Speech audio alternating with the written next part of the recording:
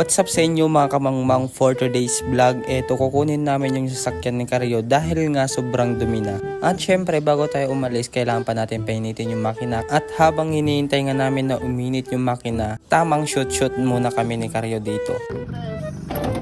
Uy, na future na. Future na. Baka hindi yun natatanong, kinakatakutan kami dito sa aming barangay. Kaya naman pag may liga dito sa aming barangay, hindi mawawala yung pangalan namin sa line-up. Dahil kung wala kami sa line-up, wala silang kasamang malakas. Dahil kilalang kilala kami ni Karyo dito na malakas magbuhat ng mineral water. Artistahe din eh, mabait no?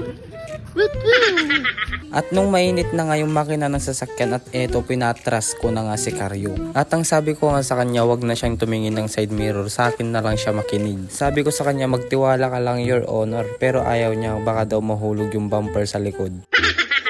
Sabi ko naman sa kanya, okay lang yan kasi murang-mura lang naman ang scotch tape.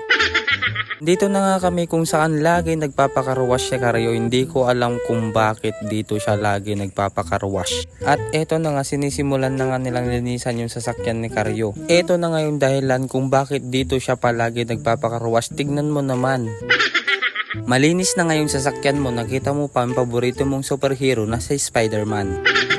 At alam mo ba, sa sobrang galing nila maglinis ng sasakyan, yung kulay itim mong sasakyan magiging puti. Literal na tanggal lahat ng dumi ng sasakyan mo.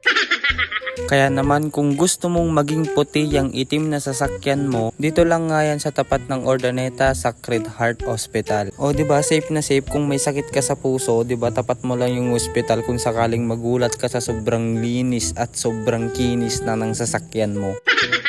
Tulad ng sasakyan ni Karyo, diba, may galos nga lang sa may bandang gulong. Habang iniintay namin silang matapos sa paglilinis ng sasakyan at ito, bumili muna kami ng Royal, baka naman.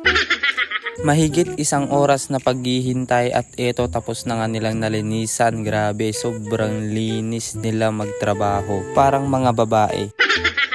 At ayun na nga, maraming salamat mga boss sa malinis at pulidong pagkakaruwash. Hanggang dito na lang ang ating video. Salamat.